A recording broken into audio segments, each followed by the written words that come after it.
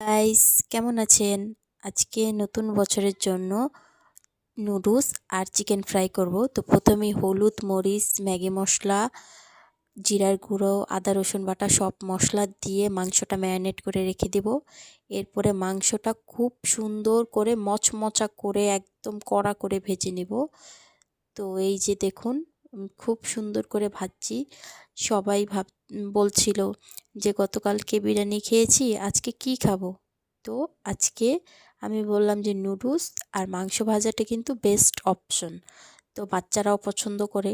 তো এই যে আমি খুব সুন্দরভাবে কড়া করে একদম ভেজে নিয়েছি। আমি এইভাবেই বাদবাকিগুলোও ভেজে নেব, সমস্তগুলি আপনারা ভেজে নেবেন। তো এরপরে এই যে দেখুন, একদম লাল লাল করে ছোট ছোট করে আমি কেটে নিয়েছিলাম, খুবই মজা হয়েছিল। আর এখানে গাজর, আলু আর পেঁয়াজের হাঁড়িটা সেদ্ধ করব। একটা বলক আসলেই এর ভিতরে আমি নুডলসগুলো দিয়ে দিব। এই যে একটা বলক চলে আসছে, এখন আমি নুডলসগুলো দিয়ে দিব।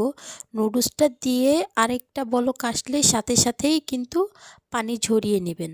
তো এরপরে সুন্দরভাবে পানি ঝরিয়ে আমি একটা কড়াইতে পেঁয়াজ আর মরিচ কুচো দিয়ে একেবারে কড়া করে ভাজবো না, হালকা করে ভাজবো যাতে সফট হয়ে যায়।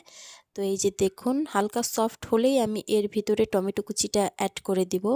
টমেটো কুচিটা দিয়েই হালকা একটু নাড়াচাড়া করে এর ভিতরে আমি 3টে ডিম অ্যাড করব। তো ডিমটা খুব সুন্দরভাবে কুক হওয়ার জন্য আমি এই যে একটু হালকা একটু আঁচ দেব এর ভিতরে। তো এরপরে আমি নুডলসের মশলা, সস সব কিছু এর ভিতরে অ্যাড করে দিলাম। তো এই যে নুডলসটা আমি দিয়ে দিলাম, একটু লবণ কম ছিল তাই লবণটাও দিলাম। নুডলস আর মাংস ভাজাটা কিন্তু অনেক মজা হয়েছে। বাচ্চারা সবাই কিন্তু আমরা অনেক মজা করে খাচ্ছিলাম। এই যে বাচ্চারা খাচ্ছে, আমরাও কিন্তু অনেক মজা করে খেয়েছিলাম। তো আপনারা সুস্থ থাকবেন, আমার জন্য দোয়া করবেন, অবশ্যই আমার চ্যানেলটা সাবস্ক্রাইব করে রাখবেন।